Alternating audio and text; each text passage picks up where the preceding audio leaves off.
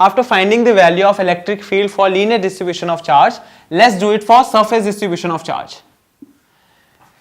Consider this as a plane surface which is made up of charge, like your plain page of paper. It is built of so many charge that it actually made a paper. So this is how this surface is. What and how would the Gaussian surface due to this surface be? Gaussian surfaces are equipotential surface, they are imaginary.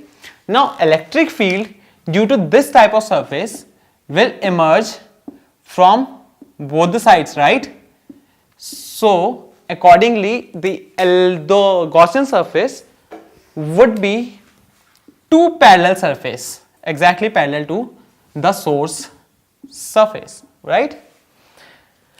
These are two plane. Okay, Gaussian surfaces are supposed to be closed, right? I'll just rectify what I said because that was a wrong statement. Gaussian surfaces are supposed to be closed surface. So this and this surface are not Gaussian surface. So how would I take the Gaussian surface? Our Gaussian surface will be exactly a cylindrical surface from within the region, because Gaussian surfaces are supposed to be closed surfaces, and ds will be considered, like as we did in the previous example, ds will be considered on each of the three surfaces that we have right now. One is this curved surface, ds is in perpendicular direction. One is this flat surface, this is area vector, and another ds here. Point to be noted here is, in previous case, electric lines of force were radially outwards, so it was the theta, the angle between electric field and area vector was 0 degree here and 90 here. But this time electric lines of force due to this positive charge sheet are outwards here and here. So ds, with ds they are making angle 0 degree in region 3 and region 1. At region 2, on the curved side of the cylindrical imaginary cylinder, it is making an angle 90 degree. So proceeding as I have told you, first find the value of flux on your own, that is, don't forget the introductory statement. You will be writing E dot ds, which is equal to EDS. I am not writing EDS, you should be writing EDS cos theta due to surface 1 plus EDS cos theta due to surface 2. I am writing EDS cos, what is the angle of theta for surface 1? It is 0 degree, plus EDS cos 90 degree on the second surface, plus EDS cos, I was watching if I am out of the line or not of your camera view, EDS cos 0 degree again for third surface. So we have two terms of EDS. I will not skip any step now. 1 plus EDS 3. Where is this 2? Cos 90 0. Guys, wake up. So EDS plus EDS is 2 EDS twice of E into ds. Okay, which is equal to 2. I have taken E out, ds. If I integrate ds, which is this part, or ds would be exactly same here, I should get the complete area of the surface. Let it be A. So this is equal to A. So the answer is 2EA. This is the value of the electric flux which we have figured out. Now according to Gauss theorem, that's our second step. Flux is equal to Q upon epsilon naught. Which charge should I take? There are so many charges. I will be taking the surface charge density, which is sigma, total charge upon area. So charge is sigma into A. Sigma A upon epsilon naught. This is equation 2. This was equation 1. So equating both, I am still visible, right? I am not out of the screen. So phi, I want to be using phi obviously. This is 2EA is equal to, what's the statement here?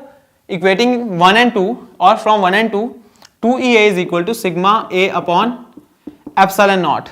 A goes E electric field is equal to sigma upon 2 epsilon naught. This is the answer for electric field due to plane sheet of charge. Now answer my question.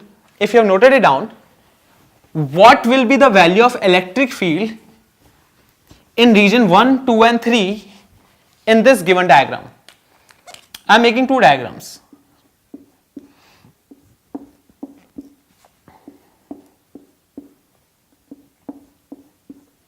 This is positive, this is also positive, this is positive, this is negative.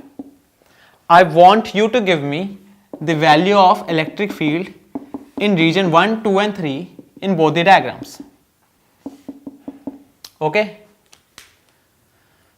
How will we do it?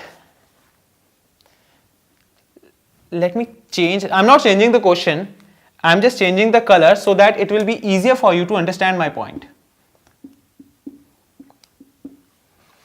Now, see the answer. If you are still figuring out, pause the video. The rest of you can see the answer. In region 1, this region, electric lines of force due to this plate, positive plate, will be for positive electric lines of force are vertically outwards, and for this positive plates, these are vertically outwards. So basically what happen is, both the electric lines of force, both the electric fields are in same direction. So the net electric field would be, for this it will be sigma upon 2 epsilon naught, which I got from here, this point, plus electric field due to this plate, which is sigma upon 2 epsilon naught. So total answer is 2 sigma upon 2 epsilon naught, which is equal to sigma upon epsilon naught. Got it? What will happen in region 2? For positive, electric field is in this direction, and for this positive, electric field is in this direction. Both the electric fields are in different directions. So the net answer would be sigma upon 2 epsilon naught minus sigma upon 2 epsilon naught. I'll get 0, right? Similarly, in region 3, for positive, that for plate 1, electric field is in this direction. For this second plate, electric field is in this direction. It will get added up, and sigma upon epsilon naught will be the required answer. Try to do this question now. Here, the positive in this part, I'm just drawing the values and the directions of electric field in every region. For this region, positive for this plate, electric field is in this direction. In second region, electric field is in this direction, and in third region, due to this positive, electric field is in still this direction. And due to negative plate, in region 1, electric lines of force are vertically inwards. In region 2, they are here, and in region 3, they are vertically inwards. So the difference what they make is, they are in opposite directions in region 1 and 2. So there, this thing happen, and you will get the answer to be 0, sigma upon 2 epsilon naught minus sigma upon 2 epsilon naught.